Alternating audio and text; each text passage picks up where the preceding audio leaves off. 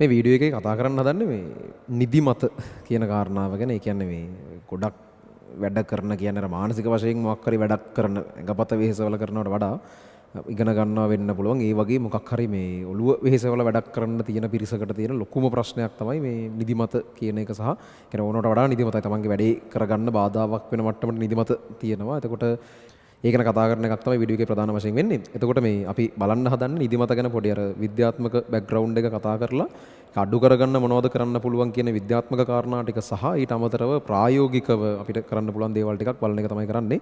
ඉතින් ගොඩක්ම අර ඒ ලෙවල් ළමයින්ට ඕක තියෙන ලොකු ප්‍රශ්නයක්. ඒකත් එක තමයි ඒ ගැන පොඩ්ඩක් කතා කරමු කියලා හිතුවේ. පළවෙනි එක මේ ඇයි අපිට නිදිමත එන්නේ කියන එක පොඩ්ඩක් ඒ කියන්නේ මුලින් ඉඳන් මේක ලියාගෙන ඉමු. ඇයි මිනිස්සුන්ට නිදිමත එන්නේ කියන එක බලුවොත්.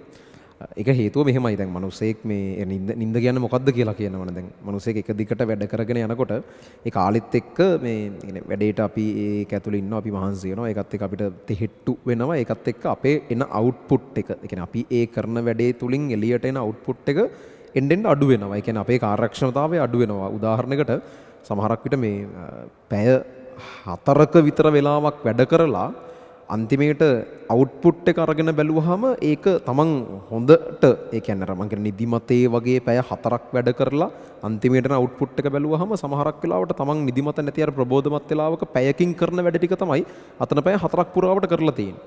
ඒතර එහෙම බැලුවම ඇත්තටම මෙතන පැය 4 ඇතුළත පැයක වැඩක් තමයි වෙලා තියෙන්නේ. ඉතින් ඕන්නම් වාට ඔය පැය 4න් පැය 3ක් නිදාගෙන ප්‍රබෝධමත් විදිහට එක පැයක් තුල පැය 4ම කරපු වැඩ ටික කරන්නත් තිබුණා.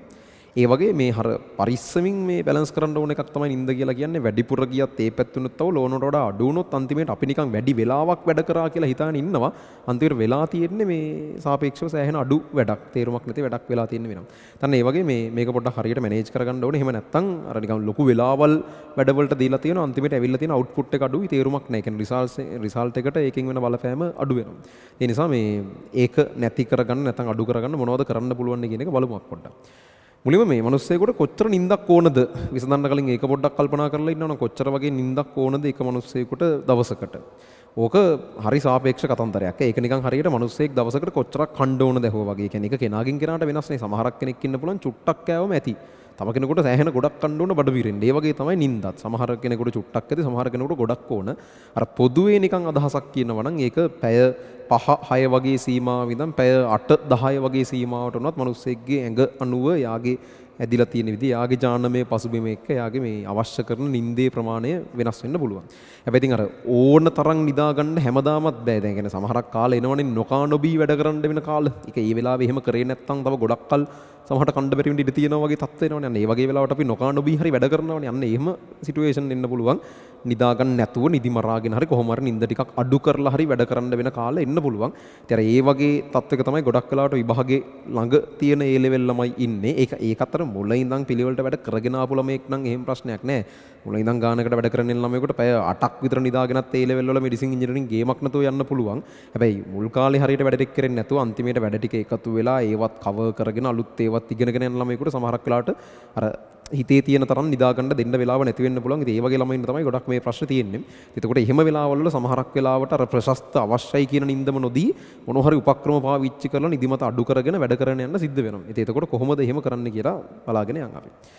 දැන් එතකොට මේ නිින්ද ඕනවට වඩා වැඩිපුර නිදිමත එන්න මොනවද තියෙන්න පුළුවන් හේතු? ඒ කියන්නේ සාමාන්‍ය ප්‍රශස්ත නිින්දකට එහෙම නිදාගෙනත් ඒත් වැඩ කරනකොට නිදිමත එනවා නම් මොනවද එහෙම ඒ කියන්නේ ටිකක් වැඩිපුර සාමාන්‍ය මිනිස්සුෙකුට වඩා ටිකක් වැඩිපුර නිදිමත එන්න හේතු මොනවද? දැන් තමන්ගෙම ඉස්සර තමන්ට නිදිමත එනවට වඩා වැඩිපුර නිදිමත එන්න හේතු මොනවද? එකක් තමයි ඒක මේ අසනීප තත්ත්වයක් වෙන්නත් පුළුවන්. ඒ කියන්නේ ඔය යකඩ වුණතාවයක් නැත්නම් තයිරොයිඩ් වුණතාවයක් ඒ වගේ නැත්නම් වෙන මොකක් හරි අසනීපයක් නිසා වැඩිපුර නිදිමත එනවා වෙන්න පුළුවන්. දැන් ඒක හැබැයි එහෙනම් හැමදම එහෙම වෙන්න ඕනේ. දැන් සමහර ළමයි ඉන්නවා පන්තිවලදී නිදිමතයි, පාඩම් කරන වෙලාවට නිදිමතයි, අද දවසේ තියෙන්නේ ෆිල්ම් බලන්න වගේ එකක් කිව්වොත් එළි වෙනකන් උනත් ඇහැරලා ඉන්න පුළුවන්. ඒ බොරු නිදිමතක් ඒ කියන්නේ. ඒක අනේ මට ලෙඩක් කියලා එහෙම දාගන්න එපා. ඒ කියන්නේ එක වෙලාවකට නිදිමතයි සමහර දවස් වලට ඒ කියන්නේ තමන් ආස දෙයක් කරන දවසට නිදිමත නෑ. අර පාඩම් කරනවා වගේ එකක් කරන දවසට විතර නිදිමතයි කියන්නේ ඒව ලෙඩ නෙවෙයි. හරිද? ඒ කියන්නේ ඕගොල්ලන්ට එහෙම එකක් තේරෙනවා නම් මේ වැඩවලදී විතරක් කරන නිදිමතක් කියන්නේ ඒ බොරු ලෙඩක්. ඒක එහෙම ලෙඩක් නෑ. ඒතර ඒ ඇරෙන්න ඉතින් ඇත්තටම Tamanට තේරෙනවා නම් සාපේක්ෂව කොහොම මොනවා කරත් තියෙන සාමාන්‍ය නිදිමතක් තියෙනවා කියලා නිදිමතක් ඒක අසනීප තත්වයක හේතුවක් වෙන්න පුළුවන්. ඉතින් එහෙම හිතන ළමෙක් ඉන්නවා නම් ඉතින් ඒ සම්බන්ධව වෙනම චුට්ටක් අර ඒ අදාළ ડોක්ටර් කෙනෙක් කවුරුරේ හම්බෙලා ඊට අදාළව පොඩ්ඩක් ටෙස්ට් මොනවා හරි කරලා එහෙම ප්‍රශ්නයක් තියෙනවද කියලා බලන්න. ඒක සාමාන්‍යයෙන් ගොඩක් අයට තියෙන කතාව නෙවෙයි. මම මුලින් මේක අයින් කරන්න ඕන නිසා ඒ ගැන කිව්වේ. ඊළඟට තව එකක් තමයි මානසික වශයෙන් එන ප්‍රෙෂර් එක. ඒ කියන්නේ තමන් මොකක් හරි එකක් සම්බන්ධව ඔළුවේ එන වදයක් තියෙනවා. ඒ කියන්නේ වැඩ කරන්න ඕනේ, ඒ ලෙවල් කරගන්න ඕනේ. එහෙම නැති වුණොත් මෙහෙමයි බය හිතනවා ගොඩ ගැහිච්ච වැඩ ටික දැක්කට පස්සේ. ඒ වගේ එකක්. එහෙම නැත්නම් තමන් ඒ වැඩේ කරන්න එච්චර එහෙම ලොකු කැමැත්තකින් නෙවෙයි, එහෙම ලොකු ඌමනාවකින් නෙවෙයි නම් අන්න ඒ වගේ අර මානසික වශයෙන් එන පීඩනය අනිත් පැත්තට නිදිමතක් විදිහට. ඒ කියන්නේ අර අපිට ඔක්කොම එපා වුණාම දමල ගහලා ගිහලා නිදා ගන්න හිතෙන්නේ. අර සමහරලාට පාඩම් කරන්න ගිහිල්ලා පරණ ඒවයි ඉස්තරට කරන්න තියෙනවා ඔක්කොම මතක් වෙනවා ගානක් හදන්න ගන්නවා ඒ ගාන හැදෙන්නෙත් නැහැ ඔක්කොම අතහැරලා දාලා ගිහිල්ලා නිදා ගන්න අන්තිමේට අර ඒ වගේ අර දිගටම දීර්ඝ කාලිනව ඔළුවේ ප්‍රෙෂර් එකක් තියෙනකොට ඒකත් අන්තිමේට නිදිමත වැඩි වෙන්න හේතුවක් වෙන්න පුළුවන්. ඉතින් ඒව සම්බන්ධව තමන් ඉතින් මේ මානසිකත්වය කළමනාකරණය කරගන්න ඕනේ. එකක් තමයි මේ කරන වැඩ ටික කැමැත්තෙන් කරන්න. ඒ කියන්නේ ඕගොල්ලෝ ඇයි මේක කරන්න කියන එක හරියට ඔළුවට ගියාට පස්සේ මේ ලෙවල් කරන එක තුලින් අපි මොකද්ද බලාපොරොත්තු වෙන්නේ? එතනින් අපි ඉස්සරහා මේක බිල්ඩ් අප් කරගන්න හැටි අර එහෙම පොඩි විෂන් එකක් එක්ක මේක ගියාම මේක කරන්න ඕන කරන ආසාව හම්බෙනවා. ඒක අපේ අරමුණක් වුණාම සහ ඊට පස්සේ කරන වැඩේ කැමැත්තෙන් එහෙම කරගෙන යන්න සහ ලොකුවට ඕනට වඩා කල්පනා කරන්න යන්න නැතුව ඒ කියන්නේ තේරුම් ගන්න හිතන එක මත නෙමෙයි රිසල්ට්ස් එක වෙනස් වෙන්නේ. රිසල්ට්ස් තීරණය වෙන්නේ ඔයා වැඩ කරන විදිහ මත. ඔයා එතකොට වැඩිපුර හිතන තරමට මොකුත් වෙන්නේ නැහැ. රිසල්ට් එක අඩු වෙන එක තමයි. මොකද වැඩිපුර හිතනවා කියන්නේ වැඩ කරන්න තියෙන වෙලාවක් අඩු වෙනවා. වැඩ කරන්න තියෙන වෙලාවක් අඩු වෙනවා කියන රිසල්ට්ස් අඩු වෙනවා. මොකද කොච්චර හිතුවත් රිසල්ට්ස් වැඩි වෙන්නේ නැහැ. ඒ හින්දා තමන්ට ඔය අනවශ්‍ය දේවල් හිතෙන තරමට ඉබහය ගැන බය හිතෙන බැරි වෙන්න හේතු හිතෙන තරමට තේරුම් ගන්න ඒවා හිත යන්න තරමට ඔයාට වැඩ කරන්න තියෙන වෙලාව අඩු වෙනවා සහ වැඩ කරත් ඔළුව අවුලෙන් වැඩ කරන්න වෙන්නේ. එහෙම වෙන තරමට රිසල්ට්ස් අඩු වෙන එක තමයි වෙන්නේ.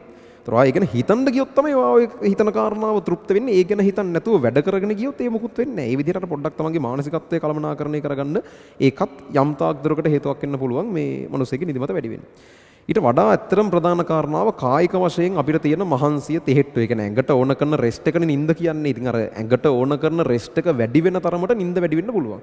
සහ මෙන්න මෙහෙම එකක් තියෙනවා. දවසක් ගත්තාම ඉතින් අර දවසක තියෙනවා පොඩ්ඩක් අර අපේ ඉන්ඇක්ටිව් ලෙවල් එකක් වැඩිපුර එන තැනක්. ඒ කියන්නේ උදාහරණයකට සාමාන්‍යයෙන් දවසක දවල් 1:00 2 වගේ ඉඳන් පටන් ගත්තම ආයෙත් 3:00 4 වගේ වෙනකම් පැය 2ක වගේ කාලයක් තියෙනවා. අර ඇඟ හරි ඉන්ඇක්ටිව්. ඒ කියන්නේ ඒ වෙලාවේ එකක් පරිසර තත්ත්වය අනම්මනම් ඒ සේරමත් එක්ක ස්වභාවිකව පොඩ්ඩක් නිදිමත එන්න වැඩි නැඹුරුවක් තියෙනවා ඒ ටයිම් එකට. ඒ ගැනත් මම මැදදී තව ටිකක් කතා කරන්නම්. ඒක නෙවෙයි මං කියන්නේ. ඒක නිකන් අර ස්වභාවිකව කොච්චර නිදාගත්ත හේකුට උනත් දවල් ඒ වෙලාවේ නිදිමතක් එන්න පුළුවන්. සමහරක් රටවල එහෙම ඒ වෙලාවට ඒ කියන්නේ අදාළ ආයතනවල ඒ වෙලාවේ මේ සේවකයන්ට ඇඳවල් දීලා ජපානයේ එහෙම ඒ වෙලාව නිදා ගන්න දෙන්නේ. මොකද ඒ කියන්නේ ඒ වෙලාවේ අර තියෙන නිදිමතයි පරිසර සාධකයි එක්ක වැඩ කරනවට වඩා ඒ වෙලාවේ පැය භාගයක් හරි පැයක් හරි නිදාගෙන ඊට පස්සේ ඇහැරිලා අර පැය භාගෙත් අල්ලලා වැඩ කරන්න පුළුවන් කියලා ඒගොල්ලෝ අර රිසර්ච් මට්ටමින් හොයාගෙන තියෙනවා. ඒ හින්දා සමහරක් වෙලාවට ඒ වෙලාවේ ඒගොල්ලෝ නිදා ගන්නවා. ඒ කියන්නේ බොරුවට අකාර්යක්ෂමව වැඩ කරනවා වෙනුවට. එහෙම තියෙනවා. කොහොම හරි මේ ඒ ගැන අපි මැදදී කතා කරමු. ඒතර ඒක නෙවෙයි මං කියන්නේ දවසේ පොදුවේ යනකොට එන ඔය නිදිමත කියන කතන්දරේ ඒකට වෙන ප්‍රධාන හේතුව අපිට ඇඟේ තව වෙහෙස ඒ තෙහෙට්ටුව තියෙනවා. ඇඟට ඕන කරන රෙස්ට් එකක් තියෙනවා. ඒක අපිට හම්බෙලා නැහැ. ඒතකොට මේ ඒක සම්බන්ධව මොනවද අපිට කරන්න පුළුවන්? ඒ කියන්නේ නිදා ගන්න වෙලාවත් තව වැඩි කරන්න බැරි නම් ඒ කියන්නේ සමහරක් වෙලාවට අපිට ඒක සීමා කරන්න වෙනවනේ. පැය 10ක් තමන්ගෙන් නිදා ගන්න මට නිින්ද පැය 10ක් ඕන කියලා ඒ ලෙවල් මේ හිටන්නේ තියෙන ළමයෙකුට පැය 10ක් නිදා ගන්න බෑනේ. අර නොකානොබී වැඩ කරනවා වගේ සමහරක් වෙලාවට මේකත් කරන්න වෙනවා මම කියවේ ඒකනේ.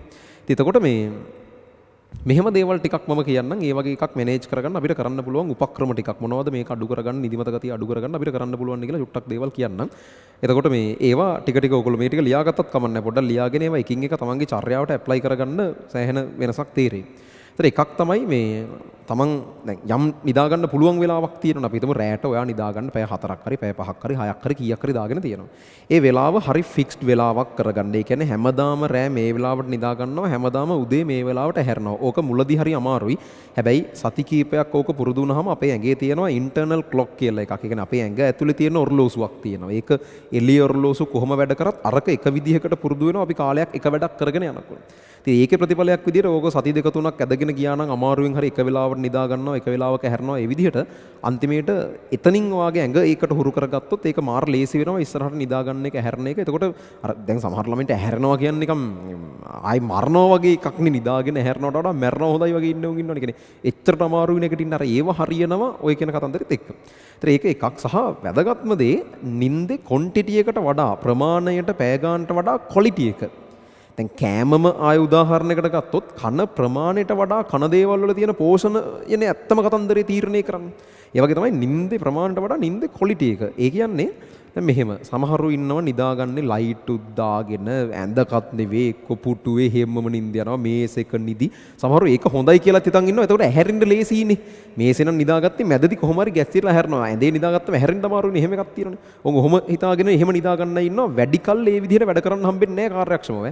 ටික කාලයක් ඒක මරු වගේ හිතනවා. හැබැයි අපේ ඵලදායීතාවය අඩු වෙනවා. වැඩි වෙලාවක් වැඩ කරලා තියේ එෆිෂියන්සි එක අඩුයි. අපෙන් එන අවුට්පුට් එක අඩුයි. තේරුමක් නැහැ අන්තිමේට. හරි. ඊට වඩා අමාරුවෙන් හරි මේ කියන දේවල් ටිකට පුරුදු වෙන්න. එතකොට එහෙම නැතුව හරි ක්වොලිටි නිින්දක් ඇඳක සුව පහසු විදියට තමන් නිදා ගන්නවා කියලා දැනගෙන නිදා ගන්න. ඒ කියන්නේ කොයි වෙලේ නිින්ද ගියත් දන්නේ නැහැ. උදේට හැරුණාම වෙන්නේ. එහෙම නැතුව මේ වෙලාවට මම නිදා ගන්නවා කියලා හිතලා නිදා ගන්න ගිහලා නිදා ගන්න.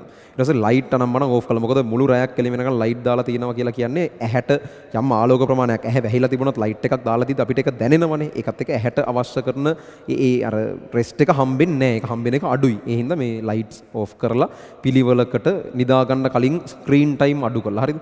නිදිමත වැඩි වෙන්න එක ප්‍රධාන හේතුවක් තමයි ස්ක්‍රීන් ටයිම් වැඩි වීම. ඒකට දැන් කරන්න පුළුවන් දෙයක් නෑ. දැන් අපි කැමති වුණත් නැතත් ඔය ස්මාර්ට් ඩිවයිසස් යන විදිහත් එක්ක අපේ ස්ක්‍රීන් ටයිම් කොහොමත් ඉස්සර මිනිස්සුන්ට වඩා වැඩි. ඒ සම්බන්ධව කරන්න පුළුවන් දෙයක් නෑ. හැබැයි අඩුම ගානේ නිදා ගන්න පැය භාගයක් පැයකට කලින්වත් ස්ක්‍රීන් සම්පූර්ණයෙන් අයින් කරන්න. ගොඩක් වෙලාවට ළමයි කරන්නේ උන්ට නිින්ද යන්නේ ෆෝන් එකේ එහෙම්මම. ඒ කියන්නේ ෆෝන් එක ඔබව ඉඳලා ඒකම මූණට වැටලා එහෙම්මම තමයි නිින්ද යන්නේ. හරි. එහෙම නැතුව ඒ කියන්නේ ආට තමන්ගේ නිින්ද කළමනාකරණය කරගෙන ඊළඟ කාලේ හරියට මැනේජ් කරලා ඒ ලෙවල් වලට කරන්න ඕන දේ කරන්න ඕන නම් මේ කියන ටික කරන්න. ඊට පස්සේ ආයෙ කැමති නම් රෑ එළි වෙනකම් ෆෝන් එක ඔබ ඉන්න ප්‍රශ්නයක් නැහැ. හරි. ඒතර අර කාල සීමාව තුළ මේ පැයක වගේ කාලයක් නිදා ගන්න කලින් ෆෝන් අනම්මනම් මොකුත් නැතුව වෙන වැඩක් කරන්න. ඒ කියන්නේ කියන්න එපා ෆෝන් එක හැම වැඩේටම ඕන කියලා. බොරු කතාවනේ. ෆෝන් නැතුව කරන්න පුළුවන් වැඩ ඕන තරම් තියෙනවා. එහෙම කරලා ඊට පස්සේ නිදා ගන්න. ඒකෙන් සෑහෙන ඇහැට අර අවශ්‍ය කරන ඇහි තියෙන මහන්සිය අඩු වෙනවා. ඒකත් එක්ක නිින්දේ ක්වොලිටි එක ගොඩක් වැඩි වෙනවා. නැත්තම් අපි නිදා ගත්තත් මුල් පැයක් විතර නිකන් අර තෙහෙට්ටුවත් එක්ක ඒ නිින්ද එච්චර අර ඩීප් ස්ලීප් කියන එකට යන්නේ නැතුව සෑහෙන වෙලාවක් නිකන් එළියේ ඉන්නවා වගේ එකක්. නිින්දත් නොනිින්දත් අතර වගේ එහෙම එකක් වෙනවා. ඒක අඩු කරගන්න පුළුවන් ස්ක්‍රීන් ටයිම් නිදා ගන්න කලින්වත් අඩුම තරමේ. දවසේ සමස්තයක් වශයෙන් පුළුවන් නම් කොහොමත් හොඳයි. අඩුම ගාන නිදා ගන්න කලින්වත් ඒක අඩු කරන්න. ඔය විදිහට තමන්ගේ නිින්දේ ක්වොලිටි එක වැඩි කරන්න සහ නිදා ගන්න කලින් ඔය කෝපි වර්ග අනම්මනම් ඒ කියන්නේ පැය 4-5කටවත් කලින් කෝපි එහෙම බොන්න එපා. කැෆේන් අන්තර්ගත බීම වර්ග තියෙන්නේ. නිදිමත අඩු වෙන කියලා බීම જાතියක්. ඉතින් අර ඔය නිදිමත අඩු වෙන කැෆේන් සහිත දේවල් ඕනට වඩා බොන්න ගියොත් සහ වැරදි වෙලාවල් වල බොන්න ගියොත් වෙන්නේ ඒකේ ප්‍රතිඵලයක් විදිහට අපි නිදා ගන්න වෙලාවෙත් ඇඟේ කැෆේන් තිබ්බොත් ඒ නිින්දේ ක්වොලිටි එක අඩු වෙනවා. නිින්දේ ක්වොලිටි එක අඩු වෙද්දී පහුවදාට නිදිමතයි. එහෙම තමයි වෙන්නේ ඒක. හරි. ඒතර කැෆේන් කියන කෝපිය නම් බොනවා නම් නිදිමතට කියලා අඩු ගානේ නිදා ගන්න පැය 4-5කටවත් කලින් බොන්න. මොකද කැෆේන් සෑහෙන වෙලාවක් ඇඟේ තියෙනවා. එහෙම වුණොත් එහෙම අන්තිමෙන් එක හිතන්න රෑ 10ට විතර කෝපි එකක් බීලා රෑ 11ට විතර නිදා ගන්න යනවා. ඒතර කැෆේන් වැඩ කරන්න පටන් ගන්නෙත් ඒ වෙලාවට. ඒතර නිදි කියලා ඇඳේ හිටියට සමහරට ඇඟ ඇතුලේ තාම අර කැෆේන් වැඩ කරන එකත් එක්ක නිින්ද එච්චර හොඳ නිින්දක් වෙන්නේ නැහැ. අන්තිමට පහුවදාට නිදිමතයි. හොඳයි වෙන්නේ. හරි. ඉතින් ඒවා පරිස්සමින් මේවා කරන්න යනවා. නිින්දේ ක්වොලිටි එක වැඩි කරන්න ඒකෙන් සෑහෙන වෙනසක් කරගන්න පුළුවන්. ඊට අමතරව දවල් වරුවේ වැඩ කරන දැන් නිකන් උදාහරණයකට අද දවස හරි ඊයේ දවස් හරි කවදා හරි ෆුල් දවසක් කරන් බලන්න ඔය දවසේ තව තිබුණේ නැද්ද මැද ඕගොල්ලෝ අතින් නාස්ති වුණ. ඒ කියන්නේ කිසිම වැඩක් කරුණෙත් නැති මොකොත් අඩුම ගානේ විනෝද වෙන දෙයක් කළත් නෑ. එක්ක ෆෝන් එක ඔහේ ඔබ ඉඳලා ඉන්න මූසලකමේ හිටපු නාස්ති වෙච්ච නැද්ද බලන්නකො පැය 2-3ක් විතර ඇති අනිවාර්යෙන්.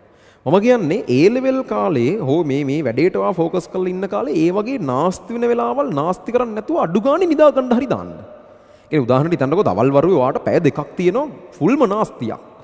කියන්නේ මොකුත්ම කරලා ඔහේ ආර කාලා කන්නේ වෙන වෙලාවල් තියෙන. ඒ වගේ පැය 2-3ක් අනිවාර්යෙන් ඕගොල්ලන්ගේ දවසක තියෙනවා. හරි. අන්න එහෙම තියෙන දවස් එහෙම තියෙන පැය 2-3 මං කියන්නේ ඒකත් නිදා ගන්න දාන්නකෝ. ඒ කියන්නේ දැන් ඔහොම ඒ කියන්නේ මම කියන්නේ වැරදිලා නින්ද යන්නේව නෙමෙයි. ඔයා සැලසුම් සහගතව හරි. මම ඊයේ දවසේ මෙච්චර වගේ වෙලාවක් නිකන් කාල්නාස්ති කරලා තියෙනවා. පෙරේදත් මෙච්චර වගේ වෙලාවක් කාල්නාස්ති කරලා තියෙනවා. මේ වෙලාවල් මම කොහොමද කාල්නාස්ති කරේ? මොන තත්ත්ව මතද අපිට ඒ වගේ මේ කාලිනාස්ති වෙන පසුබිමකට යන්න උනේ කියලා බලලා ඊළඟ දවසෙත් ඒ වගේ තත්වයකට ඔයා යනවා නම් ඔයාට තේරෙනවනේ හරි. ඊයේ වෙච්ච එක පෙරේද වෙච්ච එකම තමයි දැන් මේ ආයේ වෙන්න යන්නේ. වහාම මොකක් හරි කරන්න ඕනේ කියලා තීරණය කළා ටක් ගාලා ඒ වෙලාව නිදා ගන්න දාන්න ඒත් කමක් නැහැ. වැඩ කරන්න පුළුවන් නම් වැඩ කරන්න. මම මේ කියන්නේ වැඩ කරන්න පුළුවන් වෙලාවවල නිදා ගන්න කියලා නෙවෙයි. නමුත් වැඩ කරන්නේ නැතුව වෙන දෙයකට කාල නාස්ති කරනවට වඩා නිදා ගන්නවා කියන්නේ ඊටාම් ප්‍රයෝජනවත්. මොකද ඒ නිින්ද කොයි වෙලාවක හරි වාට වැඩ කරන්න පුළුවන් තත්ත්වයක් හදලා දෙනවා. දැන් පැය දෙකක් නිදාගත්තොත් ඒක වාට කොයි හරි වෙලාවක මේ පැය දෙකක් වාට වැඩ කරන්න පුළුවන් වෙනවා. ඒ නිසා නිදා ගන්න එක 100% කාල නාස්තියක් කියලා හිතන්න එපා. එහෙම කියලා ඉතින් නිදා ගන්නවත් එපා. වැඩ කරන්නත් එපා. අර කාලේ නාස්ති වෙනවා නම් ඊට වඩා නිදා ගන්න එක හොඳයි. එහෙම බලලා Tamanට පුළුවන් හැම වෙලාවෙම ඒ කියන්නේ පුළුවන් හැම වෙලාවෙම නිදා ගන්න කියලා මම කියන්න ගියේ. පුළුවන් හැම වෙලාවෙම නිදා ගන්න කියලා අදහස් කරන්නේ වැඩ කරන්න පුළුවන් වෙලාවට නෙවෙයි. ඒ හැර අනිත් වෙලාවල් ටික නාස්ති වෙන්න දෙන්නේ නැතුව උපරිම නිදා ගන්න ඒ හැමතැනම යන්න එන ගමන් අර හරි කමන්නේ නිදා ගන්න. මොකද අන්තිමේට ඒක වැඩක් කරන වෙලාවකට කොයි හරි වෙලාවක බැලන්ස් වෙනවා. එහෙම යන්න. හරි. එතකොට මේ ඔය තමයි අර කායික මහන්සිය සම්බන්ධ මූලිකවම වාට කරන්න පුළුවන් දේවල් ටික. ඒ කියන්නේ පුළුවන් කාලනාස්ති වෙන වෙලාවල් අරන් නිදා ගන්න දාන්න. ඊට පස්සේ නිින්දේ ක්වොලිටි එක වැඩි කරගන්න සහ ෆික්ස්ඩ් වෙලාවක් තියාගන්න. ඒ අරුණහම පොදුවේ තව කරන්න පුළුවන් දේවල් ටිකක් මම කියන්න. මූලික වශයෙන් අර දේවල් ටික හරි ලෙවල් එකකට හදාගත්තා නම් මම ඒ කියපු ටික ඕක සෑහෙන දුරට හරියනවා. ගොඩක් ළමයින්ගේ අර ඒවා තම හැදිලා නැහැ. ඒක තමයි තියෙන හේතුව. ඒ අරුණහම තව පොඩි දේවල් ටිකක් කියනවා නම් අපිට මේ ඕකට කරන්න පුළුවන් දේවල් ටිකක් මම ෆික්ස් ටයිම් එකක් තියාගන්න එක ගැන කිව්වා. මෙහෙම එකක් කරන්න බලන්න. අර දවල් Tamanට මේ ලොකු නිදිමත එන වෙලාවක් තියෙනවා නම් ඒ වෙලාවට කොච්චර වැඩ කරන්න හැදුවත් ඒක හරියන්නේම නැත්තම් මම කියන්නේ තනියෙන් එහෙම ගෙදරක ඉන්න වෙලාවක පන්ති වල හරි මේ ඉතින් කොහොම හරි මොනවා හරි කරලා හැරලා ඉන්න වෙනවා. අර ගෙදර ඉන්න වෙලාවට ඕනනම් විනාඩි 20ක වගේ 30ක වගේ පොඩි දවල්ට නිදා ගන්න ටයිම් එකක් තියාගන්න. ඒක රෑ වෙලාවෙන් අඩු කරන්න. ඒක නේ. ඔයා දැනගෙන නිදා ගන්න. ඒ කියන්නේ මම කියන්නේ නොදැන නෙවෙයි. දැන් හිතන විදිහට දවල්ට නිදා ගන්න යන්න එපා. එහෙම වුණාම කීයට නිදා ගන්නවද කීයට හැරෙනවද දන්නේ නැහැ. රෑත් නිදි දවලුත් නිදි හැම එකෙම නිදි. එහෙම නැතුව වගේ ෂෙඩියුල් එකේ වා තියාගන්න. දවල් ගෙදර ඉන්න දවස් වලට දවල් මම පැය භාගයක ඕකට කියන්නේ පවර් නැප්ස් කියලා. ඒ කියන්නේ මේවා තියෙන සංකල්ප ලෝකේ ඒ අර වාට තියෙන නරකම වැඩ කරන්න අමාරුම වෙලාවේ විනාඩි 20ක් තියාගන්නකො. ඔයක ඕනට වඩා වැඩි වුණොත් එහෙම ඇහැරෙන්නේ නැහැ. පැයක් එකමාරක් තියන්න ගියොත් එහෙම අන්තිමට පැය 4-5ක් නිදාගෙන තමයි නතර වෙන්නේ. අන්තිමට රෑ නිදා ගන්න ප්‍රමාණයම දවල් නිදාගෙන. ඒතර පවර් නැප් නෙමෙයි ස්ලීප් නිදි කිලින්ම වූ.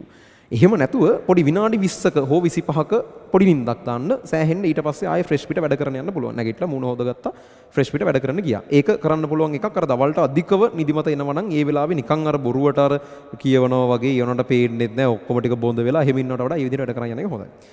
ඊට පස්සේ මම කැෆේන් ගැන කිව්වා සහ කෑම බීම සහ වතුර කියන කාරණාව. හරිද? ඇඟේ වතුර හරියට තියෙනවා නම් ඒ කියන්නේ ඩිහයිඩ්‍රේට් වෙලා නැත්නම් හොඳ අවශ්‍ය ප්‍රමාණයට වතුර බොනවා නම් ඒකෙන් සෑහෙන නිදිමත පාලනය වෙනවා. සහ කන බොන එක හරියට පිළිවෙලට වේල් තුන කනවා නම් ඒ අවශ්‍ය පෝෂක පදාර්ථ හම්බෙන්න කනවා නම් අර එහෙම නැතුව හිටපු ගමන් වේලක් ගොඩාක් කනවා. ඊට පස්සේ සාමාන්‍යයට දවල් කන්නේ නැහැ. ආයෙ රැට මහ ගොඩක් කනවා. ඒ වගේ අර බැලන්ස් නැති වෙන්න කනවා වෙනුවට හරියට වේල් තුන හරියට ස්පේස් කරලා අවශ්‍ය විදිහට වතුර හොඳට බොන විදිහට කන එක ඒකෙන් පොදුවේ සමස්තයක් වශයෙන් මිනිස්සෙක් නිරෝගී වෙනවා, හෙල්දි වෙනවා. ඒකේ ප්‍රතිඵලයක් විදිහට නිින්ද කියන එක සෑහෙන මැනේජ් කරගන්න ඒකෙනුත් පුළුවන් වෙනවා. ඊට පස්සේ තව මෙන්න මෙහෙම ලිස්ට් එකක් වාට ඕනනම් තියාගන්න පුළුවන් නිදිමත වෙලාවට කරන වැඩ ලිස්ට් එකක්. ඒ කියන්නේ වා වැඩ කරගෙන යනකොට හිතන්නකො විනාඩි 5 10 පොඩි වැඩ තියෙනවා. ඔයාට ගොඩ ගැහිලා තියෙන පරණ වැඩවල ඉතුරු. ඒ කියන්නේ නිකන් උදාහරණයකට ඩේලි රීකැප් එකක් තියෙනවා. හරි වැරද්ද දාන ප්‍රශ්න මාලාවේ ඩේලි රීකැප් කියලා අපි කරන කොලයක් තියෙනවා. ඒකක් තියෙනවා. ඩේලි රීකැප් එකක් කරන එක විනාඩි 10ක වැඩක්. පරණ මොකක් හරි බැරි වෙච්ච ඩේලි රීකැප් එකක් තියෙනවා. අන්න මේක ලියලා තියෙන්න මෙන්න මේ ඩේලි රීකැප් එක කරන එක. නැත්නම් මොකක් හරි අපේ ওই පොඩි වීඩියෝ එකක් බලන්න තියෙනවා. විනාඩි 15ක මම ওই දාන හෝම්වර්ක් වීඩියෝස් තියෙනවා. විනාඩි 15 20 ඒවා එහෙම එකක් බලන්න තියෙනවා. ඒ වගේ පොඩි විනාඩි 5 10 පොඩි වැඩ Tamanට තියෙන චූටි වැඩ ලිස්ට් එකක් ලියලා තියෙන. ඒ වැඩ නිදිමත වෙලාවට කරන වැඩ. ඒතර අපි වැඩක් කරන් යද්දි නිදිමතක් ආවහම ඒ කරන වැඩේ නතර කරලා අපි නිදිමතක් ආපු ගමන් කරන්න අපිට වෙනම වැඩ ලිස්ට් එකක් තියෙනවා. චූටි වැඩ සහ ඒවා කරන්න තියෙන වැඩ. නිකන් පාඩම් කරනවට වඩා ලියන්න කරන්න පොඩි ඇක්ටිවිටි එකක් එක්ක යන වැඩ. අන්න ඒ වගේ වැඩක් කරන්න ගන්න. ඒ කියන්නේ මොකද නිදිමත ටික වෙලාවකින් නැති වෙනවා. අර මුල් පොඩි වෙලාව තමයි කාගෙන ඉන්න ඕනේ. ඒ එන පොඩි වෙලාවේ නිදා ගත්තොත් ඉතින් නිදි තමයි. ඒක පන්න ගත්තා නම් ඇහැරලා ඉන්න පුළුවන්. මම ඔකට ඇයි හේතුව කියන එකත් පැහැදිලි කරලා තියෙනවනේ. අර රෑට එහෙම පාඩම් කරද්දි සමහරක් වෙලාවට මුලින් මාර නිදිමතයි. හැබැයි එක වෙලාවක නිදිමත පැන්නම රෑ සෑහෙන වෙලා යනකම් ඇහැරලා ඉන්න පුළුවන් වෙන්නේ. ඒකට හේතු වුණත් මම පන්ති වල පැහැදිලි කරලා තියෙනවනේ. ඒ වගේ තමයි. නිදිමත වෙලාව පන්න ගන්න කරන්න පොඩි වැඩ ලිස්ට් එකක් තියාගන්න. ඊට පස්සේ ඉතින් අර වැඩ කරනකොට ඕක පොඩ්ඩක් එහි මෙහෙ වෙන ගමන් ඇවිදින ගමන් වැඩ කරන එක හොඳ වාතාශ්‍රය තියෙන තැනක වැඩ කරන එක. කියන්නේ Tamanට කියන්නේ නැචරල් ලයිට් එක නිකන් අර ලයිට් වලින් එන එළියට වඩා ස්වභාවික ආලෝකයට අර අපේ ඇඟ සංවේදී වැඩි. ඒකත් එක්ක නැචරල් ලයිට් තියෙන තැනක වැඩ කරන එක මිනිස්සෙක්ගේ නිදිමත අඩු කරනවා. ඊට අමතරව පොඩ්ඩක් ඇවිද වැඩ කරන එක. නිකන් පැය 2-3ක් එක දිගට ඉඳගෙන ඉන්නකොට කොහොමද නිදිමත එනවනේ. පැයකට පැය භාගයකට සැරයක් පොඩ්ඩක් එහෙම ඇවිද ගමන් පාඩම් කරන්න කියලා මම කියන්නේ. ඇවිද ඔහෙ යන්න නෙමෙයි. ඇවිදින ගමන් අපි වැඩ ටික නිකන් ඇවිද කරන්න පුළුවන් වැඩ තියෙනවා. මොකක් හරි කියව ගන්න එකක් වගේ එකක්. අන්න ඒ වගේ කරන්න පුළුවන් නම් ඒකෙනුත් සෑහෙන දුරට මේ ඔක අවම කරගන්න පුළුවන්. ඔය ටික තමයි ඉතින් තියෙන්නේ. ස්ක්‍රීන් එක්ස්පෝස් එක අඩු කරනවා වගේ ඒවා තියෙනවා. ඉතින් අර නිදා ගන්න පැයකට වගේ කලින් පොඩි එක්සර්සයිස් එකක් කරනවා වගේ ඒවා තියෙනවා. ඕවනම් ප්‍රායෝගිකව ළමයින්ට එහෙම කරන්න කිව්වට කරන්න පුළුවන් දේවල් නෙවෙයිනේ. ඉතින් ප්‍රධාන වශයෙන් මේ වෙනකන් කියපු දේවල් ටික ඔය කියපු ටික ඇත්තටම හරියට තමන් ඇප්ලයි කරගත්තා නම් තමන්ගේ ඒ වැඩ ටිකට නිදිමත ඔය තියෙන ප්‍රමාණයට වඩා සෑහෙන දුරට කන්ට්‍රෝල් කරගෙන ඒතර හොඳට නිදත්ගෙන අන්තිමේට ඉතාම හොඳ පළදායි විදිහට වැඩ කරන්න පුළුවන් ලෙවල් එකකට ගන්න පුළුවන් මේක. ඒතර ඔය ටික තේරුම් අරගෙන ආපහු සැරයක් ඒකේ කියපු වැදගත් දේවල් බලාගෙන ඔය චුට්ටක් ලියාගෙන හරි කමන්නේ. හැමතිස්සෙම වීඩියෝ එක බලන්න බෑනේ. වෙනම ලියාගෙන ඒ ලක්ෂණ Tamanට ගලප ගන්න. එහෙම ගලපගෙන පිළිවෙලට වැඩ කරගෙන යන්න. නිදිමත කියන ප්‍රශ්නේ මෙහෙමයි. නැති කරන්න පුළුවන් දෙයක් නෙවෙයි. කොහොමත් අපේ තියෙන මහන්සිය නිසා තමයි නිදිමත එන්නේ. එතකොට අපි මහන්සි වෙලා වැඩ කරන තරමට විභාග ලං වෙන තරමට ඔළුවට එන ප්‍රෙෂර් එක වැඩි වෙන තරමට නිදිමත වැඩි වෙනවා. එතකොට විභාග ලං වෙන තරමට ඒක තමයි නිදිමත වැඩි වෙන්නේ. ඒක සාමාන්‍ය තත්ත්වයක්. ඒක අවම කරගන්න ওই දේවල් ටික කරන්න පුළුවන්. එහෙනම් ඔය ටික පාවිච්චි කරලා මොකක් හරි තමන් ඔය කරගෙන යන වැඩේට ඒ ගන්න පුළුවන් උපරිම බූස්ට් එකක් ගන්න.